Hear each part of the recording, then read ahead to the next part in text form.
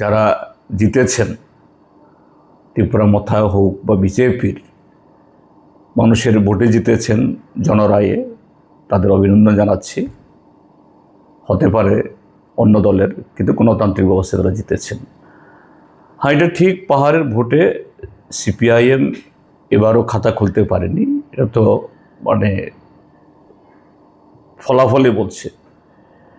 প্রশ্ন হলো যে এবারে নির্বাচনটা কি পরিবেশে হয়েছে। যদি দেখা যায় যে ত্রিপুরা মথা গত 5টা বছর তারা এডিসির প্রশাসনে ছিল, তাদের কোনো সাফল্য, পারফরমেন্স না, কোনো পারফরমেন্স, কোনো ধারাবাহিকতা কিছুই না। স্রেফ যে এটা আবেগকে পুঁজি করে, আর সেই আবেগকে এই পর্যায়ে তোলার জন্য যিনি সবচেয়ে ভালো ভূমিকা নিয়েছেন তিনি হলেন ত্রিপুরার যে মাননীয় মুখ্যমন্ত্রী। এটাকে নিপুণভাবে ত্রিপুরা মথা দল গত 5টি বছর তাদের যে ব্যর্থতা এবং এডিসিতে যে অনিয়ম, সবগুলোকে আড়াল করে দিয়ে এরকম একটা রেজাল্ট করার সুযোগ তারা করে নিয়েছেন। মানুষ ভোট দিয়েছেন। এটা তো আর যে জবরদস্তি করে নিয়ে গেছে মানে আমরা বলতে পারবো না। তো এই জন্যই বলছি যে ফল এটা সবার জন্য শিরোধার্য, স্বীকার করতে হবে। সেটাই তো বলছি। থানসা মানে আমরা চুরি করি, ধারি করি, আমরা প্রতিশ্রুতি রক্ষা করতে পারি না, কিন্তু থানসা রাখতে হবে। অর্থাৎ একটা ভয়, আমাদের থানসা না থাকলে এটা অন্য কেউ দখল করে নেবে। এবং এই সুযোগটা তৈরি করে দিয়েছেন ডক্টর মানিক সাহা।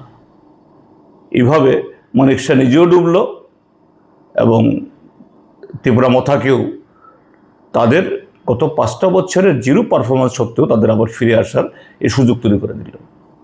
আঞ্চলিক দল রাজ্যে অনেক এসছে, আবার চলেও গেছে। মথা কি আগামী বিধানসভা নির্বাচনে একটা ফ্যাক্টর হবে? যে জায়গায় বলছে প্রদ্যুৎ আগামী ভোটে প্রার্থী মানে রাজ্যের মুখ্যমন্ত্রী হতে পারেন কোনো জনজাতি গোষ্ঠী। আমি আঞ্চলিক দল জাতীয় দল হিসেবে বলছি না, কারণ আমাদের দেশে এখন আঞ্চলিক দলটা এখন শুধু আঞ্চলিক দল না।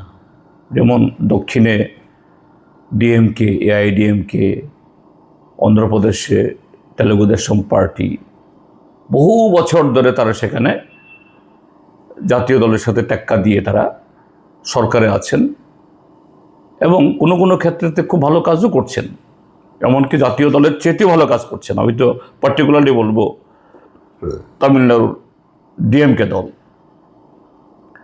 ত্রিপুরাজ্যের বা উত্তর পূর্বাঞ্চলের আঞ্চলিক দল মানে সেই লেভেলে উঠতে পারেনি ঠিক।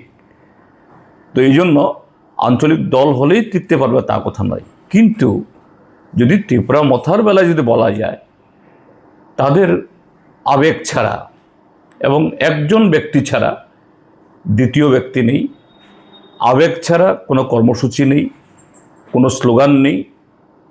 এটা সমাজ 7 মাস অন্তর অন্তর এই পরিস্থিতিকে পুঁজি করে নতুন স্লোগান তুলেন, আর অল্প বয়সী কিছু যুবক যুবতী তারা এর পেছনে ছুটছেন। কাজেই এই যে ধারাবাহিকতা, এটা থাকতে পারে না। কাজেই আঞ্চলিক দল হলেই টিকবে না কথা বলছি না, কিন্তু আঞ্চলিক দলকেও টিকতে হলে পরে তার একটা মৌলিক একটা বাস্তবতা থাকা চাই। ত্রিপুরা মতো সেটা নেই। কাজেই এটা ঠিক সেরকমভাবে আগামী দিনের রাজনীতি ইম্প্যাক্ট তৈরি করবে, অন্তত এটা আমি মনে করি না। গণমুক্তি পরিষদের ভিত্তি এত দুর্বল হয়ে গেল, কি মনে হয়? না, কখনো কখনো হয়, কেননা যে কখন এই যে মানে পরিচিতি সত্ত্বা রাজনীতি যখন খুব উত্তুঙ্গে ওঠে, তখন গণমুক্তি পরিষদই হোক বা XYZ, তার আদর্শ, তার কর্মসূচি যতই যে কি বলে ইঙ্গিতবাহী হোক, সাময়িকের জন্য এটাও ভোতা হয়ে যায়। ত্রিপুরার ক্ষেত্রে আমরা তাই দেখছি।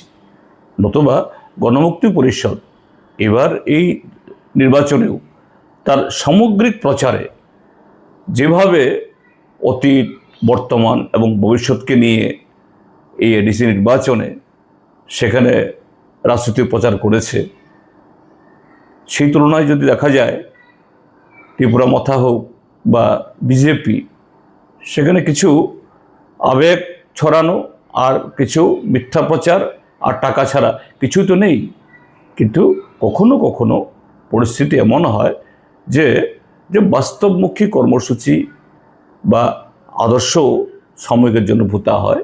এটাই অভিজ্ঞতা আমাদের দেশের বর্তমান রাজনীতি।